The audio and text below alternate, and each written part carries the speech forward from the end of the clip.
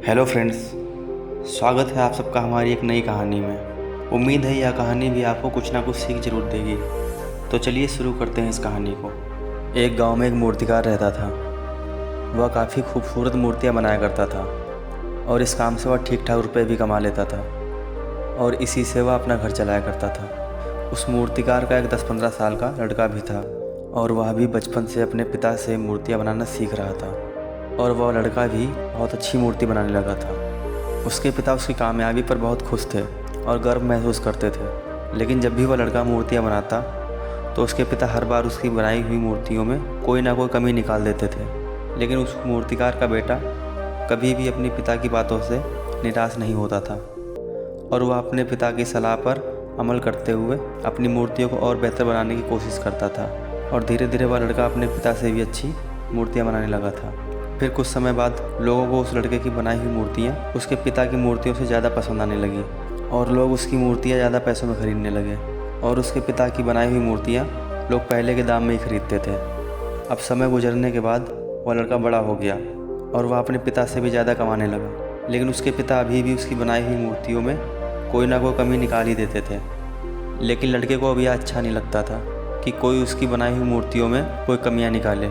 फिर एक बार जब उसके पिता उसकी बनाई मूर्तियों में कमियां निकाल रहे थे तो वह लड़का गुस्से में बोला, आप हर बार मेरी बनाई हुई मूर्तियों में कमियां निकालते हैं, जैसे आप मुझसे भी अच्छे मूर्तिकार हैं। अगर आपको इतनी समझ होती तो आपकी मूर्तियां मुझसे कम दामों में क्यों बिकती।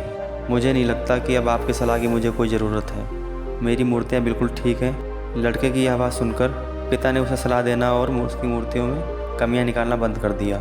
कुछ महीनों तक तो वह लड़का खुशी से अपना काम करता रहा, लेकिन फिर उसने महसूस किया कि लोग अब उसकी मूर्तियों की इतनी तारीफ़ नहीं करते हैं और उसकी मूर्तियों के दाम भी गिरने लगे हैं। शुरू में तो उस लड़के को कुछ समझ नहीं आया, लेकिन फिर वह अपने पिता के पास गया और उसने सारी समस्या बताई। पिता ने शांति से उसकी बात सुनी और कहा, मुझे पता था कि एक दिन तुम्हारे साथ ये ज़रूर होगा।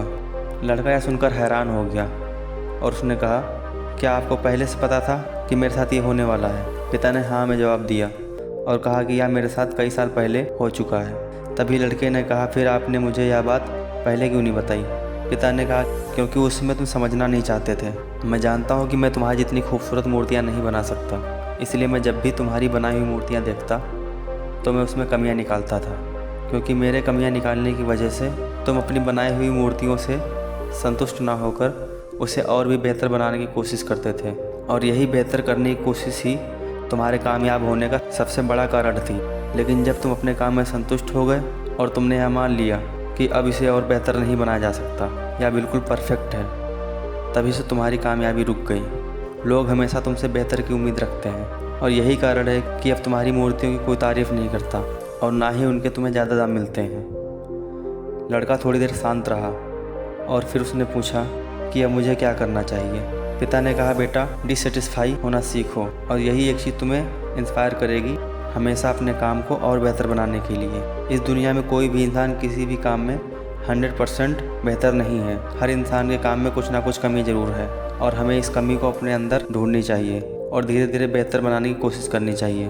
और इस कमी को ढूंढने के लिए हमें डिससेटिस्फाई होना सीखना होगा, तभी जाकर हम अपने काम को और बेहतर बना सकते हैं और अपने जीवन में आगे बढ़ सकते हैं। दोस्तों, अगर आपको यह कहानी पसंद आई हो तो इस वीडियो को लाइक कर देना और चैनल को सब्सक्राइब कर देना।